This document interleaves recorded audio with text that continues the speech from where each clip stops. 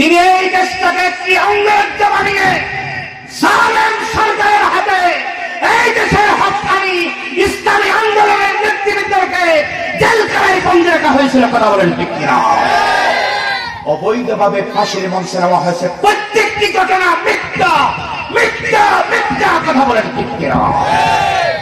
এই দেশের ভিতরে আইনাগর করা হয়েছে। কিরকম আইনাগর? যার এই দেশের প্রথম শ্রেণীর চাকরিজীবী অধ্যাপক গোলাম আজম, ওনার ছেলে ব্রিগেডিয়ার আমার নাজমি খেয়ে বাবা আজকে মারা গিয়েছে, আগামীকাল তাকে বন্দী করা হয়েছে। কথা বলেন ঠিক কিনা? এই দেশের চট্টগ্রামের পার্লামেন্টারিয়ান শহীদ সালাউদ্দিন কাদের চৌধুরী, একই ঘটনা। শহীদ মীর কাসেম আলী, বাবাকে রাত্রেবেলা ফাঁসির কাস্টে নিয়ে সকালবেলা তার ছেলেকে গুলি করা হয়েছে। কথা বলেন ঠিক? এটা কি আমার কথা না আল্লাহর কথা? লিউস বিতু কমানি সামসিবের কারাদণ্ড ও এত লোক কতল করবে। তাহলে মঙ্গলবার যুগে যুগে আবু জেহেল উদ্বা সাইবা তারা যতই ষড়যন্ত্র করেছিল, সমস্ত ষড়যন্ত্র চালকে ছিন্ন ভিন্ন করে দিয়ে আল্লাহ পাক রব্বুল আলামিন তার হাবিবকে মক্কা থেকে হিজরত করে আবার মদিনা থেকে মক্কা বিজয় দিয়েছে। কথা বলেন ঠিক কিনা? ওয়েট এন্ড সি, দেখতে হবে, অপেক্ষা করতে হবে।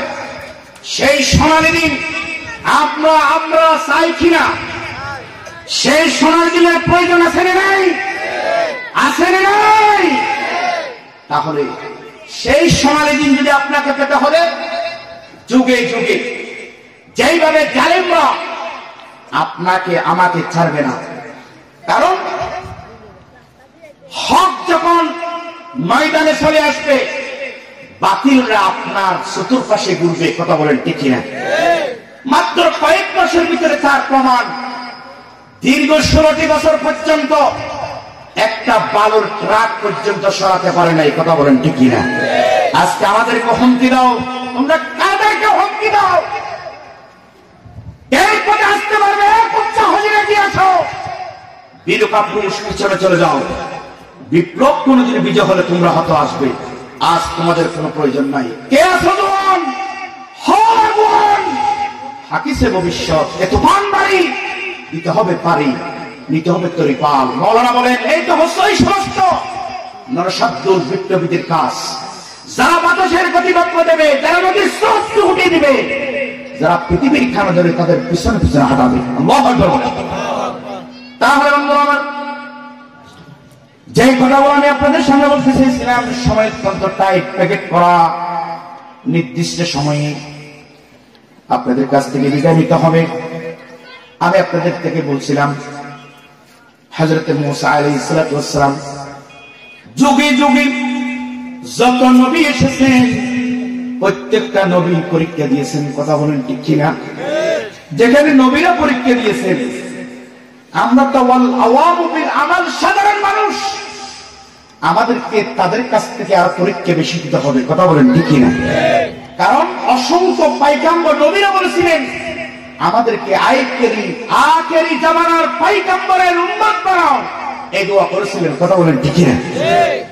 তাহলে বন্ধুরা আমার, হযরত মূসা আলাইহিস সালাম তিনি খুব মায়ার নবী, নরম সুরে আল্লাহর সাথে কথা বলতেন, আল্লাহ কথা বলতেন।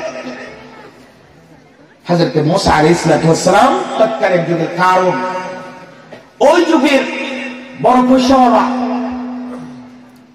আল্লাহর পক্ষ থেকে দাওয়াত দিয়ে গেলেন হযরত মূসা আলাইহিস সালাম। কারণ বুঝতে পেরেছেন হযরত মূসা আলাইহিস সালাম এই যুগের নবী দাবি করেওয়ালা, আল্লাহকে মানে কিন্তু নবীকে হযরত মূসাকে মানতে চাই না। নাউজুবিল্লাহ বলবেন না? লম্বা ঘটনা, আমি আপনাদেরকে বুঝাতে চাচ্ছি, কাবালা করে বুঝবেন।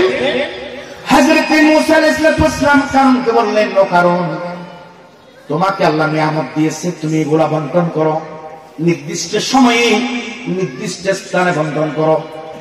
কারণ বলে না না না, আমি বুদ্ধি মেধা কাটিয়ে এগুলো করেছি। হযরত মূসা আলাইহিস সালাম চলে আসলেন। হযরত মূসা আলাইহিস সালাম চলে আসার বনি কারুনের উজির নাজিররা জরুরি বৈঠক ডাকলেন। একজন মুরব্বী মানুষ দাঁড়িয়ে গেলেন, বলছে যাবো না। হযরত মূসা আলাইহিস সালাম যে কথাগুলো বলছে এই কথা অনুযায়ী যদি আপনি না শুনেন তাহলে আপনার ক্ষমতার 12টা বেজে যাবে। মূসার কথা তার উজির নাজিররা বুঝে গেল। একজন মুরব্বী দাঁড়ালেন, যে মুরব্বীর কথা কারণ শোনার সাথে সাথে কণ্ঠ উঠলেন, দমকে দাঁড়ালেন, বলছেন যে হ্যাঁ অবশ্যই কথাবার এরকম, আমার একটু সন্দেহ হচ্ছে। এখন ক্ষমতা চিরস্থায়ী করার জন্য তিনি বলছেন যে আরো পরামর্শ চাই। কয়েকজন পরামর্শ দিল, বলছে যে আপনি একটি 7 শীর্ষ সম্মেলন করেন, 7 শীর্ষ সম্মেলন করেন, অর্থাৎ ওই সম্মেলনের ভিতরে বিশ্বের সমগ্র রাজা বাদশারা আসবে, দেশের কূটনীতিকরা থাকবে, জাতীয় নেতৃবৃন্দরা সেখানে থাকবে। লম্বা ঘটনা, কারণ চিন্তা করলেন হ্যাঁ অবশ্যই এই সম্মেলনের উদ্দেশ্য হলো হযরত এই যুগের দাবি করিওয়ালা হযরত মূসা আলাইহিস সালামকে বেইজ্জত করা। নাউজুবিল্লাহ বলবেন না?